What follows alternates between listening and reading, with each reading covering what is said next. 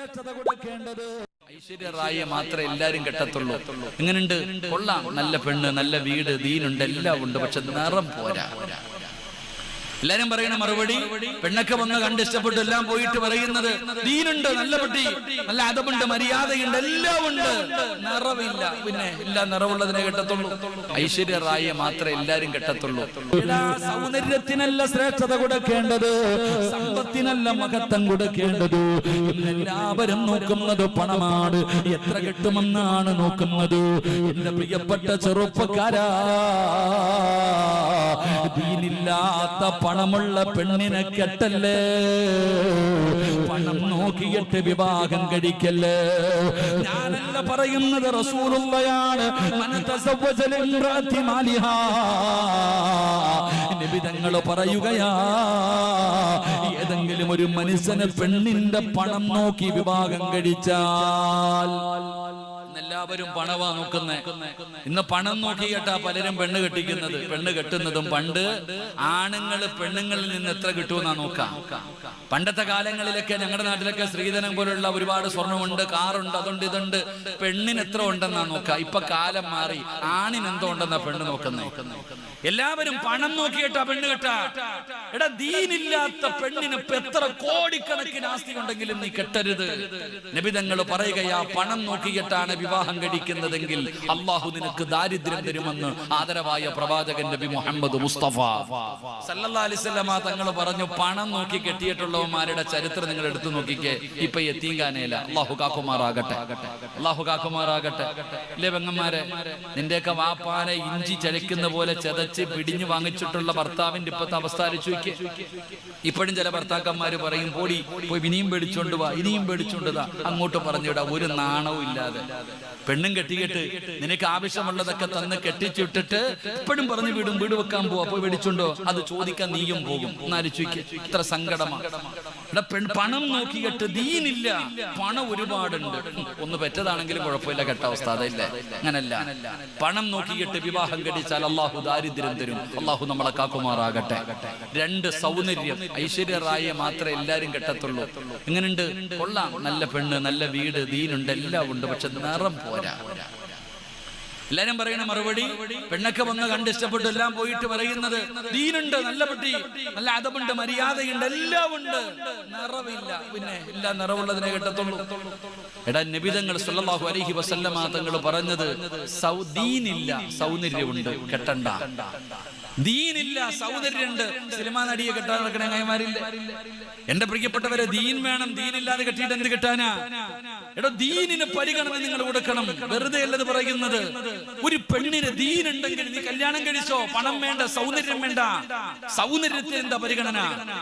അള്ളാഹുവിന്റെ പ്രവാചകൻ സല്ലല്ലാഹു അലൈഹി വസല്ലമ തങ്ങൾ പറഞ്ഞു, സൗന്ദര്യം പെണ്ണിനെ നശിപ്പിച്ചു കളയുമെന്ന് ആദരവായ പ്രവാചകൻ നബി മുഹമ്മദ് മുസ്തഫ സല്ലല്ലാഹു അലൈഹി വസല്ലമ തങ്ങൾ പറഞ്ഞു, സൗന്ദര്യം പെണ്ണിനെ നശിപ്പിച്ചു കളയും.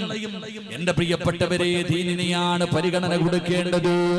മൂന്നാമതായിട്ട് കുടുംബ മഹിമ നോക്കുന്നവരുണ്ട്. ദീനെന്ന് പറയുന്നത് വീടിന്റെ പടി പോലും കണ്ടിട്ടില്ല, കറുത്ത അക്ഷരം ഒരെണ്ണം പോലും പഠിച്ചിട്ടില്ല. പക്ഷേ ഒരുപാട് അറിയപ്പെടുന്ന വലിയ, ഈ നാട്ടിലെ ഏറ്റവും വലിയ അറിയപ്പെടുന്ന കുടുംബത്തിലാ.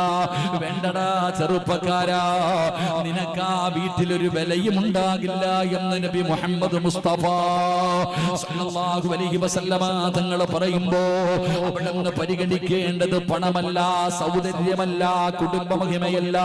പെങ്ങളെ കറുത്തവളാണെന്ന് പറഞ്ഞ് സങ്കടപ്പെടണ്ട. കറുപ്പിന് ഏഴഴകാമോളെ. കറുപ്പിനെ കറുത്ത നിറമുള്ള പെങ്ങൾ ഒരിക്കലും സങ്കടപ്പെടരുത്. കറുപ്പിന് വല്ലാത്ത അഴകാട്. ഖിയാമത്ത് നാൾ വരെയുള്ള സർവരും ചർച്ച ചെയ്യപ്പെടുന്ന ഒരാളാണ് മഹദിയായ ഹാജറ ബീവി റളിയല്ലാഹു തആല അൻഹാ. ആ ഹാജറ ബീവി കറുത്തവളായിരുന്നു പെങ്ങളോ. അതുകൊണ്ട് തൊലി കറുത്തവരുടെ ഹൃദയം വെളുത്തതാണ്. അതുകൊണ്ട് നീ ഭയപ്പെടണ്ട. എന്റെ ചെറുപ്പക്കാരോട് പറയുന്ന ദീൻ നോക്കടാ ചെറുപ്പക്കാരാ. അല്ലാഹുവിനെ ഭയന്ന് ജീവിക്കുന്നവളാണോ, നിസ്കരിക്കുന്നവളാണോ, ഖുർആൻ ഓതുന്നവളാണോ, ദിക്റുകൾ പറയുന്നവളാണോ, മഹാന്മാരെ സ്നേഹിക്കുന്നവരാണോ? അല്ലാഹുവിനെ ഭയന്ന് ജീവിക്കുന്ന പെണ്ണിനെ വേണം വിവാഹം കഴിക്കാൻ. പെങ്ങളോട് പറയുകയാ, ചിരിക്കാനും വാട്സപ്പില് പരിചയപ്പെടാനും ഫേസ്ബുക്കില് പരിചയപ്പെടാനും 100 കിട്ടും പെങ്ങള്. 5 നേരം നിസ്കരിക്കുന്ന ഒരുത്തനെ വേണം തെരഞ്ഞെടുക്കാൻ. അല്ലാഹുവിനെ ഭയന്ന് ജീവിക്കുന്ന ഒരാളെ വേണം എന്റെ പ്രിയപ്പെട്ടവരെ തെരഞ്ഞെടുക്കാൻ. എന്തിനാണ് പെണ്ണുങ്ങളെ, നല്ല പെണ്ണുങ്ങളെ തെരഞ്ഞെടുക്കാൻ പറയുന്നത്?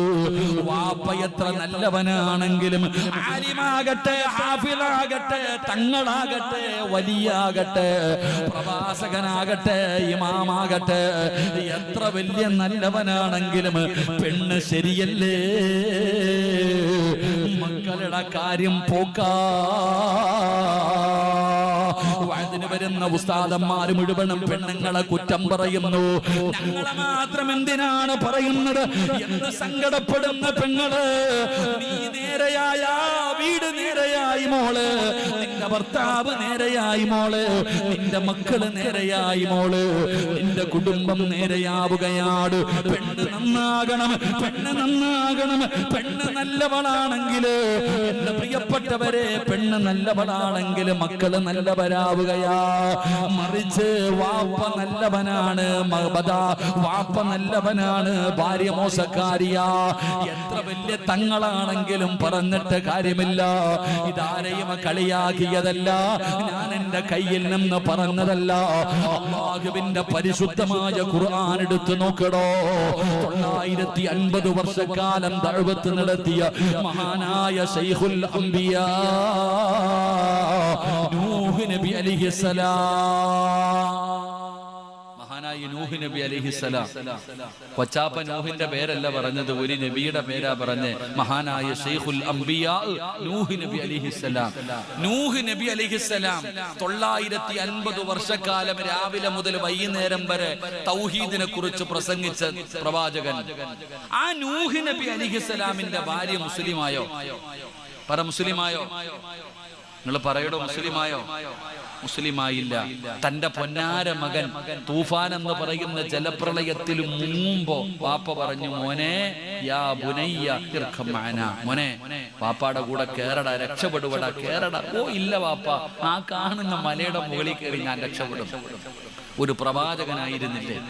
950 വർഷക്കാലം ദഅവത്ത് നടത്തിയ നൂഹ് നബി, ആ നൂഹ് നബിയുടെ ഭാര്യ അള്ളാഹുവിനെ കൊണ്ട് വിശ്വസിച്ചില്ല. അവള് മോശക്കാരിയായപ്പോ മക്കളും തലതിരിഞ്ഞു പോയി. അള്ളാഹു നമ്മളെ കാക്കുമാറാകട്ടെ. മഹാനായ ലൂത്ത് നബി അലൈഹിസ്സലാം, അതും പ്രവാചകൻ. ലൂത്ത് നബി അലൈഹിസ്സലാം അല്ലാഹുവിന്റെ പ്രവാചകനല്ലേ ലൂത്ത് നബി? അല്ലാഹുവിനെ കുറിച്ച് ദഅവത്ത് നടത്തിയ പ്രവാചകനല്ലേ ലൂത്ത് നബി? ഭാര്യ വിശ്വസിച്ചോ? ഭാര്യ അല്ലാഹുവിനെ കുറിച്ച് വിശ്വസിച്ചോ? ഇല്ല. മകനും പോയി. അല്ലാഹു നമ്മളെ കാക്കുമാറാകട്ടെ. അല്ലാഹു നമ്മളെ കാക്കുമാറാകട്ടെ. ഇപ്പൊ മനസ്സിലായോ? ഒരു പെണ്ണ് നല്ലവളായാൽ ഏത് മുതുകുടിയനായ ഭർത്താവിനെയും നന്നാക്കാൻ പറ്റും. എത്ര വലിയ വൃത്തികെട്ടവനാകട്ടെ, കള്ളുകുടിയനാകട്ടെ, പെണ്ണുപിടിയനാകട്ടെ, ഒരു പെണ്ണ് വിചാരിച്ചാൽ ആ മനുഷ്യനെ നന്നാക്കാൻ പറ്റും. എത്ര ചരിത്രം വേണം നിങ്ങൾക്ക്? ഒരു പെണ്ണ് വിചാരിച്ചാൽ തന്റെ ഏത് വൃത്തികെട്ട ഭർത്താവിനെയും നന്നാക്കാൻ പറ്റും. അള്ളാഹു നമുക്ക് ഈമാൻ നൽകുമാറാകട്ടെ. അള്ളാഹു ഈമാൻ നൽകുമാറാകട്ടെ. നന്നാക്കാൻ പറ്റൂലേ? നന്നാക്കാൻ പറ്റൂലേ? പറ്റൂലേ? പറ്റും. പക്ഷെ നിങ്ങൾ ആരും പരിശ്രമിക്കൂല. നിങ്ങൾ ആരും പരിശ്രമിക്കില്ല. ആ പണിക്ക് നിൽക്കത്തില്ല, എഴുതി അങ്ങ് തെള്ളും. അതിൽ കാര്യമില്ല. എന്റെ പ്രിയപ്പെട്ടവർ, എന്റെ വീടിന്റെ പരിസരത്ത് എനിക്ക് ഇപ്പോഴുണ്ട്, എപ്പോഴും കള്ളു കുടിച്ചിടക്കേണ്ട ചങ്ങാതിയുണ്ട്. ഇന്ന് ആ മനുഷ്യനെ ഒന്ന് കാണണം. ആ മുസ്ലിമാ, എത്ര നല്ല മനുഷ്യനാണ്. അദ്ദേഹം കള്ളുകുടിയില്ല, ഒന്നുമില്ല, നല്ല മനുഷ്യൻ. കള്ളു കുടിച്ചിട്ട് ഓടയിൽ കിടക്കുന്ന മനുഷ്യനെ ഇന്ന് കണ്ടാൽ ആ ഒരു ചേച്ചി, അള്ളാഹു ആ ചേച്ചിക്ക് ദീർഘായുസ് കൊടുക്കുമാറാകട്ടെ, തന്റെ ഭർത്താവിനെ നന്നാക്കിയെടുത്തു. എത്രയോ പെണ്ണുങ്ങൾ പറയാറുണ്ട്, ഉസ്താദ് എന്റെ ഭർത്താവിനെ നിസ്കരിക്കാൻ പഠിപ്പിച്ചത് ഞാനാ, ഇവൾ എന്റെ ജീവിതത്തിൽ വന്നതിന് ശേഷമാ ഞാൻ ഇതൊക്കെ തുടങ്ങിയത് എന്ന് പറയുന്ന ഭർത്താക്കന്മാർ. അള്ളാഹു നമുക്ക് അങ്ങനെയുള്ള ജീവിതം നൽകുമാറാകട്ടെ. അതുകൊണ്ട് എന്റെ പ്രിയപ്പെട്ട സഹോദരങ്ങളെ ഞാൻ വിശദീകരിക്കുന്നില്ല. ഞാൻ പറഞ്ഞു വന്നത്, നല്ല മക്കളോട് മാതാപിതാക്കൾക്ക് വാപ്പയ്ക്ക് തന്റെ മക്കളോടുള്ള ഒന്നാമത്തെ കടമ അവന് നല്ല ഒരു ഉമ്മയെ കൊടുക്കൽ വാപ്പയുടെ കടമയാണെന്ന് ആദരവായ പ്രവാചകൻ നബി മുഹമ്മദ് മുസ്തഫ, ആദരവായ പ്രവാചകൻ നബി മുഹമ്മദ് മുസ്തഫ. ഇനി നിങ്ങളൊക്കെ നിങ്ങളുടെ ഭാര്യമാരെ കുറിച്ച് ചിന്തിക്കും. എന്നെ ഞാനൊന്നും പറഞ്ഞില്ല. നിങ്ങൾ നിങ്ങളുടെ ഭാര്യമാര് നിങ്ങളൊക്കെ മഹ്റ് കൊടുത്ത് വിവാഹം കഴിച്ചു കൊണ്ടുവന്നല്ലോ. ആ ഭാര്യയെ കുറിച്ച് അത് ആമിനയാണോ, ആയിഷയാണോ, ഖദീജയാണോ, നഫീസയാണോ, ഫാത്തിമയാണോ, മറിയമാണോ, ആരും ആകട്ടെ, ഒന്ന് ആലോചിച്ചു നോക്ക്. നിങ്ങളും ആലോചിക്ക്. നിങ്ങൾ നല്ലതുപോലെ ആലോചിക്ക്. ഒരുത്തനെ വളച്ചെടുത്തില്ലേ, ആ ചങ്ങാതി എങ്ങനെയുള്ളവനായിരുന്നു എന്ന് നിങ്ങൾ ആലോചിക്ക്. അള്ളാഹു നമുക്ക് ഈമാൻ നൽകുമാറാകട്ടെ. ആ കുട്ടി പറഞ്ഞതുപോലെ ആവാതിരിക്കട്ടെ. അള്ളാഹു കാക്കുമാറാകട്ടെ. അപ്പൊ ഇൻഷാ അല്ലാഹ് നിങ്ങൾ എന്റെ മുഖത്ത് നോക്കി ഇങ്ങനെ ഇരിക്കണം. എന്റെ പൊന്നാര സിറാജ് പെണ്ണും കെട്ടി മക്കളെ കെട്ടിക്കാറായി, ഇപ്പൊ വന്നിട്ട് ഇത് ഞങ്ങളോട് പറഞ്ഞിട്ട് വല്ല കാര്യമുണ്ടോ? അതാണ് നിങ്ങളുടെ ഒരു പ്രതി. എനിക്കറിയാം, കുഴപ്പമില്ല. എന്തായാലും നീ പെട്ടു, മക്കളെയെങ്കിലും രക്ഷപ്പെടുത്താമല്ലോ. എന്തായാലും നിങ്ങളുടെ കാര്യം പോയി, ഇനി മക്കളെയെങ്കിലും രക്ഷപ്പെടുത്താമല്ലോ. അള്ളാഹു നമുക്ക് ഈമാൻ നൽകുമാറാകട്ടെ. ആമീൻ പറ. അള്ളാഹു ഈമാൻ നൽകുമാറാകട്ടെ. ദുനിയാവിലെ ഭാര്യയെ സ്വർഗത്തിലും ഭാര്യയായിട്ട് കിട്ടണമെന്ന് ആഗ്രഹമുള്ള ഭർത്താക്കന്മാരൊക്കെ ഒന്ന് കൈവക്കിക്ക്.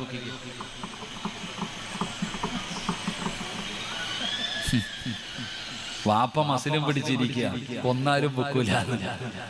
ഇരിക്കണ അധികം പേരും പെണ്ണ് കെട്ടിയവരാ, പക്ഷെ പലരും കൈപൊക്കിയില്ല. എന്താന്ന് എനിക്കറിയില്ല. എനിക്ക് മനസ്സിലാകണത് എന്റെ പൊന്നാര സിറാജ ഇവള് സ്വർഗത്തിലുണ്ടോ? അതാ ഇവിടെ തന്നെ ഇവത് അവിടെ ഉണ്ടോന്നാ. അള്ളാഹു ആലം. ദൈവമാണ്. കൈപൊക്കാത്തവരെയൊക്കെ ഭാര്യമാരെന്ന് ചെല്ലുമ്പോ ചോദിച്ചോളൂ. അള്ളാഹു ഈമാൻ തരും. സ്റ്റേജിൽ നിൽക്കുന്നവരൊക്കെ ഇന്ന് പോകുമ്പോ ചോദിക്കും. അള്ളാഹു നമുക്ക് ഈമാൻ തരുമാറാകട്ടെ. എന്റെ പ്രിയപ്പെട്ട സഹോദരങ്ങളെ, സന്തോഷമുള്ള ജീവിതം, അതിനുള്ള വഴി എന്താണെന്ന് ഞാൻ പറഞ്ഞൊരു അവസാനം. രണ്ട്, ഒരു വാപ്പയ്ക്ക് തന്റെ മകനോടുള്ള, തന്റെ മക്കളോടുള്ള രണ്ടാമത്തെ കടമ ഉമർ ഇബ്നുൽ ഖത്താബ് റളിയല്ലാഹു തആല അൻഹു പറഞ്ഞു കൊടുത്തു. മോനെ, ഒരു വാപ്പയ്ക്ക് തന്റെ മക്കളോടുള്ള രണ്ടാമത്തെ കടമ അവന് നല്ല പേര് വെക്കൽ വാപ്പയുടെ കടമയാണെന്ന് ആദരവായ പ്രവാചകൻ നബി മുഹമ്മദ് മുസ്തഫ സല്ലല്ലാഹു അലൈഹി വസല്ലമ തങ്ങൾ പറയുന്നു, വാപ്പയ്ക്ക് മക്കളോടുള്ള രണ്ടാമത്തെ കടമ എന്താ? നല്ല പേര് വെക്കണം. ഉമർ തങ്ങൾ ഈ കുട്ടിയോട് ചോദിച്ചു, നിന്റെ പേരെന്താ? ഇവിടെ എന്തു പറയൂന്ന് എനിക്കറിയില്ല. ഞങ്ങളുടെ നാട് ജ്വല കരിവണ്ടില്ലേ, ഒരു പ്രാണിയില്ലേ, കരിവണ്ടിനെന്താ?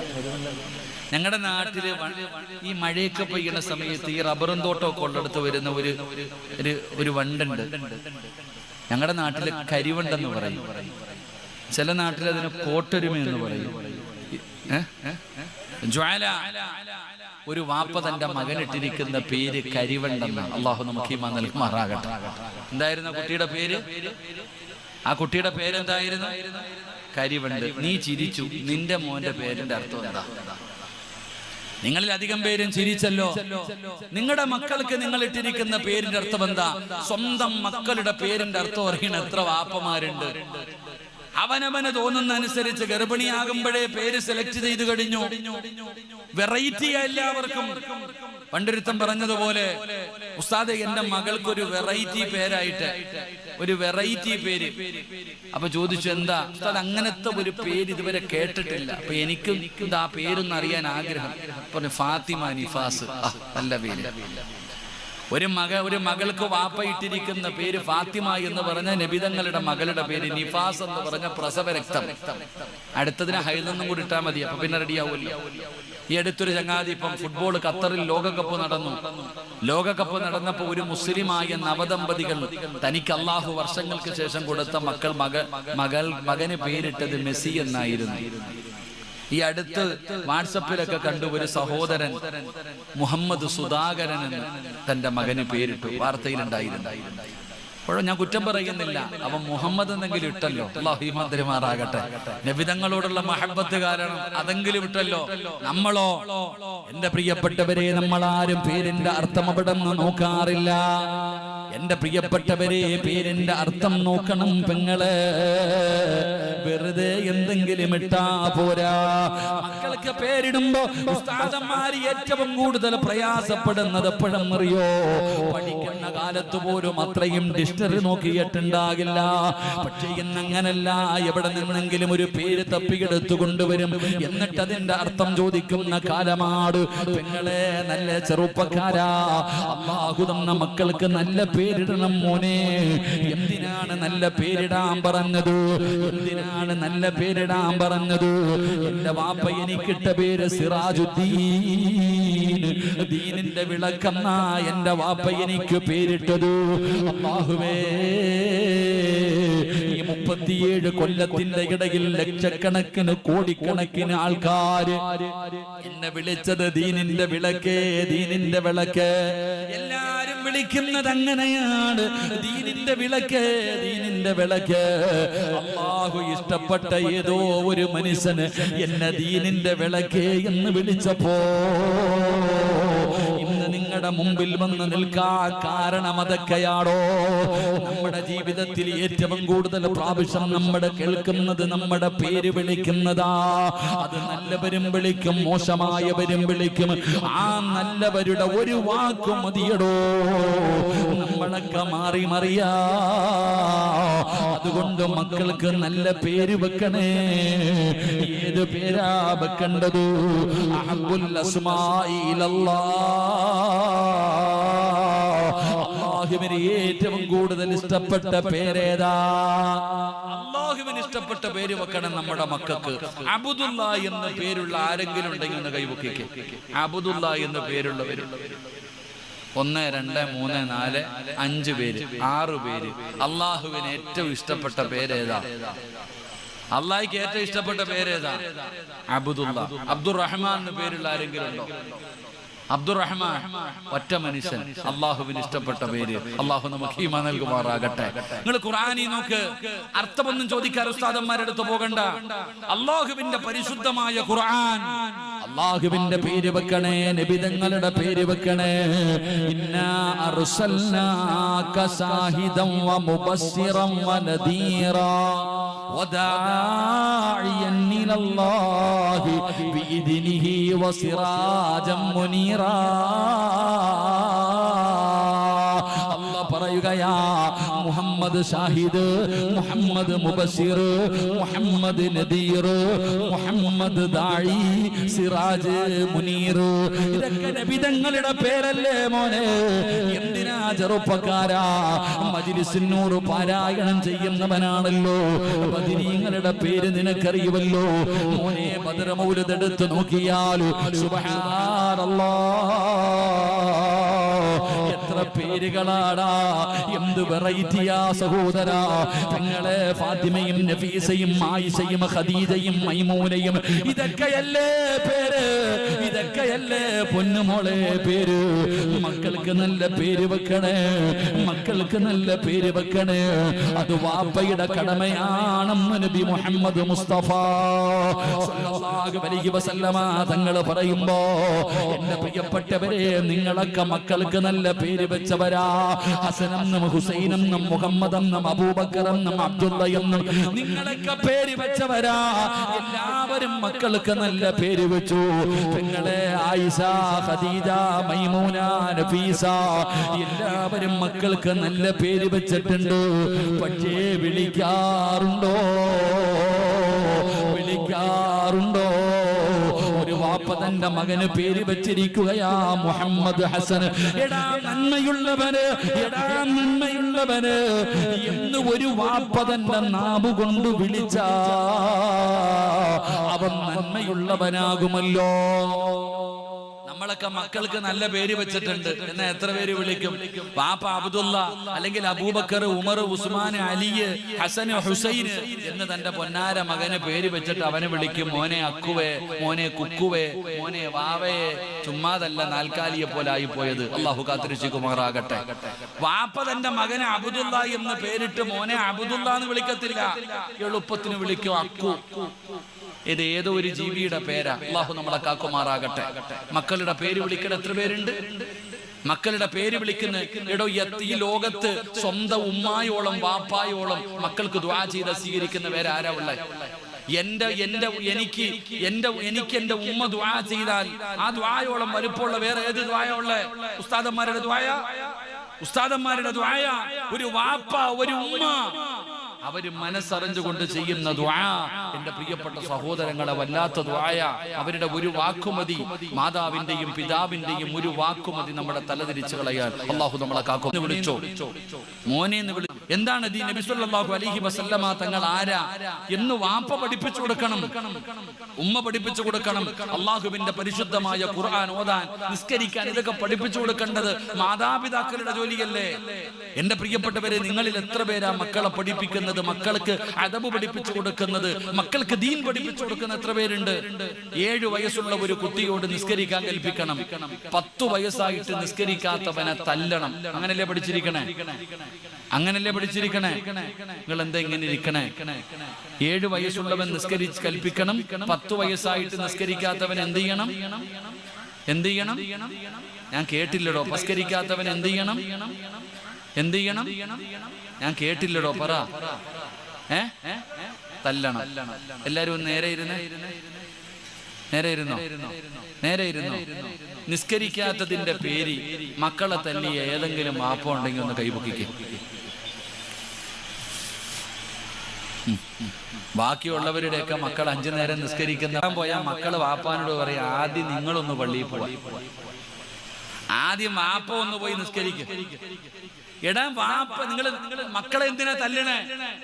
കുട്ടികളെ എന്തിനാ തല്ലണേ? 5 നേരം നിസ്കരിക്കാൻ പള്ളിയിൽ പോകുന്ന വാപ്പയാണെങ്കിൽ തല്ലണ്ട. മക്കള് പറയും ഞാനും വരുന്ന നിസ്കരിക്കാൻ. പാപ്പാടെ കൂടെ വരും. നിങ്ങളൊക്കെ പാല് കുടിക്കുന്ന കുട്ടികളുള്ളവരുണ്ടല്ലോ. ഉമ്മ 5 നേരം നിസ്കരിക്കുന്നവളാണെങ്കിൽ മക്കള് വന്നിട്ട് സുജൂദി വീഴ ഉമ്മയുടെ മുമ്പില്. എപ്പോ? 2 വയസ്സില്, 3 വയസ്സില് ആ പിഞ്ചു കുഞ്ഞുങ്ങൾ നിസ്കരിക്ക. ഇതങ്ങനല്ല. ഈ സാധനവും ചുമന്നുകൊണ്ട് നടക്ക പാല് കുടിക്കണ കുഞ്ഞും. അള്ളാഹു നമ്മളെ കാക്കുമാറാകട്ടെ. അള്ളാഹു കാക്കുമാറാകട്ടെ. ഏത് പൊടിക്കുഞ്ഞും തിന്നണമെങ്കിലും ഉറങ്ങണമെങ്കിലും മിണ്ടാതിരിക്കണമെങ്കിലും ഈ സാധനമില്ലാതെ പറ്റുമോ? ഈ സാധനമില്ലാതെ പറ്റുമോ? അനുഭവിക്കാൻ പോകുന്നേ ഉള്ളൂ പിന്നീട്. അല്ലാഹു കാക്കുമാറാകട്ടെ. നമ്മുടെ കൊച്ചുകുട്ടികൾ പാല് കുടിക്കണ സാധനം വരെ ഇതുമില്ലാതെ പറ്റൂല. ഞാൻ ഈ അടുത്തൊരു വീട്ടിൽ പോയി.